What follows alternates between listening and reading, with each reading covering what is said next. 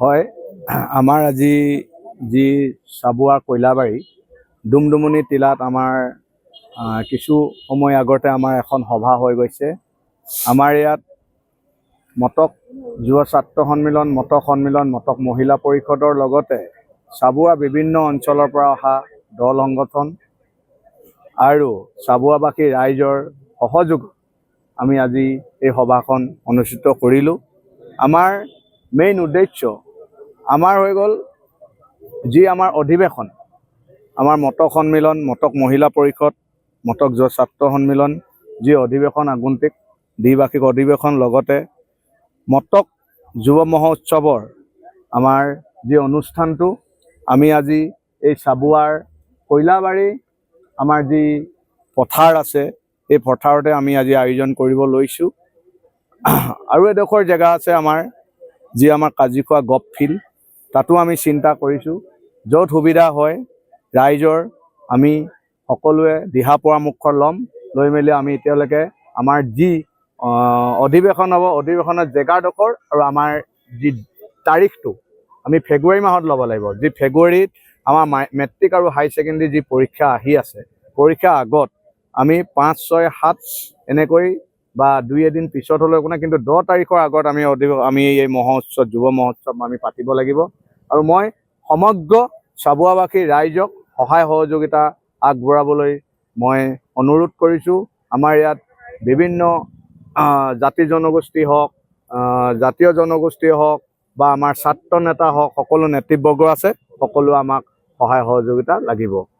ঐতিহাসিক এই কয়লাবাৰী চাবুৱা কয়লাবাৰী স্থিত ডুমডুমনি টিলাত এইটো আমাৰ ঐতিহাসিক এটা দেই স্থান। ইয়াত আজি মটক জনগোষ্ঠীৰ যি মটক যুৱ মহোৎসৱ 2026, মটক যুৱ মহোৎসৱ 2026 আৰু সদৌ অসম মটক সন্মিলন, সদৌ অসম মটক যুৱ ছাত্ৰ সন্মিলন, সদৌ অসম মটক মহিলা পৰিষদৰ কেন্দ্ৰীয় দ্বিবাৰ্ষিক সাধাৰণ অধিৱেশনখনি এইবাৰ ডিব্ৰুগড় জিলাৰ এই কয়লাবাৰী চাবুৱা কয়লাবাৰী এই নিচেই দাঁতিতে থকা আমাৰ পথাৰ আছে, যি মুকলি পথাৰ, তাত অনুষ্ঠিত কৰা আমি সিদ্ধান্ত গ্ৰহণ কৰিছোঁ।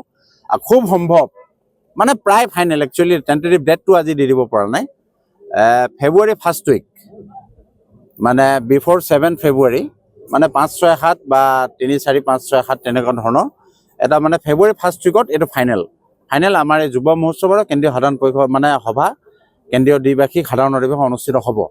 আজি আমাৰ এখন ৰাজহুৱাভাৱে অনুষ্ঠিত কৰা হৈছিলে, সামগ্ৰিকভাৱে সমগ্ৰ চাবুৱা অঞ্চলক সামৰি। আজি চাবুৱাৰ বিধায়ক মহোদয়ো আছিলে, চাবুৱা সমষ্টিৰ পুনাকৰণ বৰুৱা ডাঙৰীয়া। গতিকে সংগঠনৰ আটাইকেইটা সংগঠনৰ মটক সন্মিলন, মটক যুৱ ছাত্ৰ সন্মিলন, মটক মহিলা পৰিষদ, মটক যুৱ ছাত্ৰ পৰিষদ, মটক ছাত্ৰ সকলোৰে প্ৰতিনিধি উপস্থিতিত এটা সৰ্বসন্মতিক্ৰমে এখন অভ্যৰ্থনা সমিতি গঠন কৰা হ'ল। আমাৰ চাবুৱাৰ তথা সদৌ অসম মটক সন্মিলনৰ কেন্দ্ৰীয় সাংস্কৃতিক সম্পাদক প্ৰশান্ত নেওগ ডাঙৰীয়াক সভাপতি হিচাপে লোৱা হৈছে।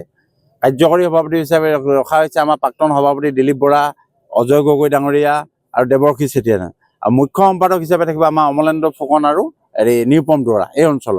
গতিকে আমাৰ কথা হ'ল বা মূল উদ্দেশ্য হ'ল যে মটক যুৱ মহোৎসৱ যিটো পোনপ্ৰথমবাৰৰ বাবে অনুষ্ঠিত হ'ব, আটাইতকৈ ডাঙৰ কথা মানে আৰু এটা সুখবৰ মানে মটক জনগোষ্ঠীৰ ৰাইজ আমি তেনেকুৱা ধৰণৰ কোনো মহোৎসৱ বা সমাৰোহ আমি আগতে অনুষ্ঠিত কৰা নাই, এটা মানে বহল পৰ্যায়ত। আমাৰ এতিয়া উদ্দেশ্যটো হ'ল যে আমি এইটো মানে ফ'কাছ কৰি এই দিশটোত আমি কেনেকৈ আমাৰ এক্সপ'জাৰ দিব পাৰোঁ, আমাৰ জনগোষ্ঠীটো যুৱ মহোৎসৱৰ জৰিয়তে অন্যান্য ৰাজ্যৰ লগত বা ভাৰতবৰ্ষত আমাৰ পৰিচয় বা আমাৰ যুৱ প্ৰজন্মই কি শিকিব পাৰিব অন্যান্য মানে ৰাজ্য, আমি এটা পৰিকল্পনা কৰিছোঁ যে অন্যান্য ৰাজ্য বা বিভিন্ন ইউনিভাৰ্চিটিৰ পৰা আমি বিভিন্ন মানে কিছুমান ছাত্ৰ ছাত্ৰী ভাল ইউনিভাৰ্চিটি IIT বা JNU জৱাহৰলাল নেহৰু ইউনিভাৰ্চিটি বা বেনাৰস হিন্দু ইউনিভাৰ্চিটি চবৰ পৰা আমি ছাত্ৰ ছাত্ৰী, কিছুমান টেলেণ্ট ছাত্ৰ ছাত্ৰী বা কিছুমান ডাঙৰ যিবিলাক UPSC উত্তীৰ্ণ হোৱা টপাৰ কিছুমান আছে, তেওঁলোকক আমি আমন্ত্ৰণ জনাবলৈ আমি প্ৰচেষ্টা চিন্তা কৰিছোঁ। নেশ্যনেল মিডিয়া হাউচৰ মানুহ আমি ইয়াত মানে মাতিবলৈ আমি মানে চিন্তা চৰ্চা কৰিছোঁ। আৰু আমি ভাবোঁ যে বিভিন্ন ৰাজ্য, বেলেগ ৰাজ্যত থকা যিসকল সংগ্ৰামী নেতা আছে তেওঁলোকক আমি নিমন্ত্ৰণ কৰাৰ কথা ভাবিছোঁ। আৰু আমি ভাবিছোঁ যে ৰাষ্ট্ৰপতিক আমি নিমন্ত্ৰণ দিম আমাৰ যুৱ মহোৎসৱলৈ। ভাৰতৰ মহামহিম ৰাষ্ট্ৰপতি শ্ৰীযুতা দ্ৰৌপদী মুৰ্মু ডাঙৰীয়ানীক আমি নিমন্ত্ৰণ দিয়াৰ কথা আমি চিন্তা চৰ্চা কৰিছোঁ। আমি আশাবাদী তেখেতে যদি সময় থাকে নিশ্চয় আমাৰ ইয়াত আহিব। গতিকে আপোনালোকৰ প্ৰচাৰ মাধ্যমৰ জৰিয়তে এই যুৱ মহোৎসৱৰ প্ৰচাৰ আৰু প্ৰসাৰৰ ক্ষেত্ৰত আমি গুৰুত্ব দিবৰ বাবে আমি আহ্বান জনাইছোঁ, কিয়নো আপোনালোকৰ অবিহনে কেতিয়াও যুৱ মহোৎসৱ সম্ভৱ বা সফল হৈ নুঠিব। গতিকে আমি বিৰাট আশাবাদী আৰু উৎফুল্লিত আজি আচলতে যে এনেকুৱা এটা মহান অনুষ্ঠান, জনগোষ্ঠীটো মহান অনুষ্ঠান। সুদীৰ্ঘ আমি আজি বহুত দিন সংগ্ৰাম কৰিলোঁ, 30 বছৰ দিন ধৰি জনগোষ্ঠীয় ছাত্ৰত আন্দোলন সংগ্ৰাম কৰি আছোঁ, কিন্তু এনেকুৱা ধৰণৰ এটা মহোৎসৱ বা মানে মত বিনিময়, সাংস্কৃতিক বিনিময়, মানে শৈক্ষিকভাৱে বিনিময় বা বিভিন্ন ক্ষেত্ৰত কালচাৰ বিনিময়ৰ ক্ষেত্ৰত কিন্তু আমি তেনেকুৱা সুবিধা আমি পোৱা নাছিলোঁ। কিন্তু এইবাৰৰ বাবে আমি এই মহোৎসৱৰ জৰিয়তে আমি ভাবিছোঁ, আমি আশাবাদী যে আমাৰ ছাত্ৰ ছাত্ৰী উঠি অহা প্ৰজন্মই পাব। গতিকে আমি সকলোকে আহ্বান জনাইছোঁ, সমূহ অসমবাসী ৰাইজক আহ্বান জনাইছোঁ, চাবুৱা, ডিব্ৰুগড়, তিনিচুকীয়া সকলো ৰাইজক আহ্বান জনাইছোঁ যাতে আমাৰ ফেব্ৰুৱাৰী 1st সপ্তাহত অনুষ্ঠিত হ'বলৈ আমি তাৰিখ পুনৰ এদিন জনাম আপোনালোকৰ জৰিয়তে। গতিকে সমূহ ৰাইজে আহি দলে বলে অংশগ্ৰহণ কৰি যাতে আমাৰ যুৱ মহোৎসৱখনি সাফল্যমণ্ডিত কৰি তোলে। ধন্যবাদ। কেইদিনীয়াকৈ হ'ব আৰু কিমান টকা আনুমানিক ইয়াৰ বাজেট হৈছে? আমি ভাবিছোঁ 3 বা 4 দিনীয়া, কাৰণ কেলৈ পৰীক্ষাও সমাগত। 10 ফেব্ৰুৱাৰীৰ পৰা মেট্ৰিক আৰু হায়াৰ ছেকেণ্ডেৰী পৰীক্ষা ষ্টাৰ্ট হ'ব, আৰু ইয়াত মানে প্ৰায় টেণ্টেটিভ বাজেট 2 কোটি টকা। আমাৰ যি যুৱ মহোৎসৱ অনুষ্ঠিত হ'ব, এই যুৱ মহোৎসৱখনত আমি 2 কোটি টকা এটা ব্যয়বহুল বাজেটে আমি অনুষ্ঠিত কৰিবলৈ চেষ্টা কৰিম।